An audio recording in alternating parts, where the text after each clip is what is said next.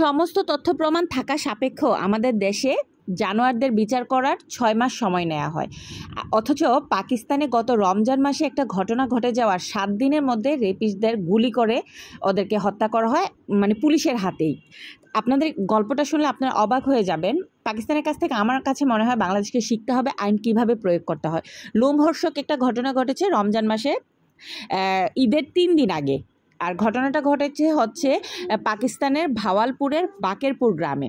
ঈদের 3 দিন আগে তৃতীয় শ্রেণীতে পড়া 10 বছরের ফিজা বিবি তার বাবা মায়ের সাথে নানা বাড়িতে ঈদ উদযাপন করতে যায়। সেদিনই ইফতারের একটু পরে বাড়ির বাইরের টিউবওয়েল থেকে পানি আনতে যায় ছোট্ট ফিজা।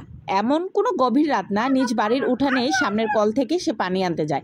কলের পাড় থেকে ওর আপন মামা ওকে পাজা কোলে করে বাড়ি থেকে কিছুটা দূরে চাষের মাঠে সূর্যমুখী খেতে নিয়ে যায়। সেখানে আগে থেকে আরেক মামা অপেক্ষায় ছিল, আর ফিজাকে নিয়ে আসতে দেখে ওর আরও 2টা মামাতো ভাই সেদিকে যায়, ক্ষেতের দিকে।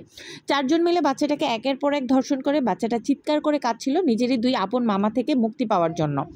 মেয়েকে আশেপাশের বাড়িতে খুঁজে না পেয়ে মেয়ের মা আরও আত্মীয় স্বজন সহ এসার পরে তারাবির সময় মাঠের দিকে গেলে প্রথমে বাচ্চার চিৎকার ও তার একটু পর গলা ঘোগরানোর আওয়াজ শুনতে পায়। সূর্যমুখী ক্ষেত থেকে তার মেয়ে ফিজা টলমলিয়ে বের হয়ে আসছে, গলা থেকে অবিরাম রক্ত ঝরছে। সবাই ছুটে গিয়ে ওকে কোলে নেয়, ওর মুখে একটু পানি দেয়। ওর মা পানিটা গলার যেখানে কাঁটা চামচ বিধে আছে ওখান দিয়ে বের হয়ে যায় এবং সাথে সাথেই ফিজা মারা যায়।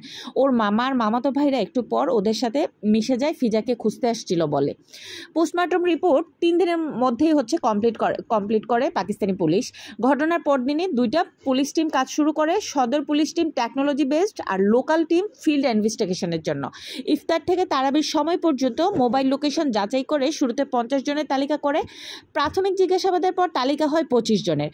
জিজ্ঞাসাবাদ চলতে থাকে এদের, এবং কারো সিসিটিভি ফুটেজ এবং অন্য জায়গায় অবস্থান প্রমাণ করলে ও মোবাইল লোকেশন ডাটাটা সমর্থন করলে তাকে ছেড়ে দেওয়া হচ্ছিল। চতুর্থ দিনে সাসপেক্টেড থাকে ওই যে 25 জন, তার থেকে মাত্র 14 থেকে 15 জন।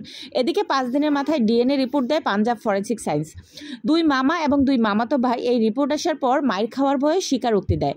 4 কালপ্রিট মিলে বাচ্চাটাকে অত্যাচার করার এক পর্যায়ে ওদের একজন বাড়িতে গিয়ে কাঁটা চামচ নিয়ে যায়। অন্যরা তখনও পাশবিকতা চালিয়ে যাচ্ছে বাচ্চাটার উপর।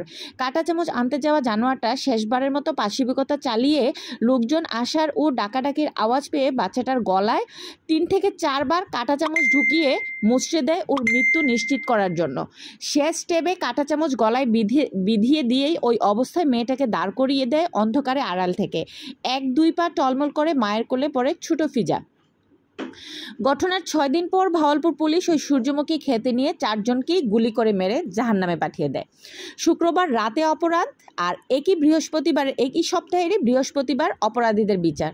আরেকটা শুক্রবার ওদের জীবনে আসতে না দেয়ায় ছোট্ট ফিজার বিদেহী আত্মার পক্ষ থেকে কৃতজ্ঞতা, অভিনন্দন ও শুভেচ্ছা এই অপারেশনের সাথে জড়িত সকল পুলিশ প্রশাসন, ফরেন্সিকের সবাইকে।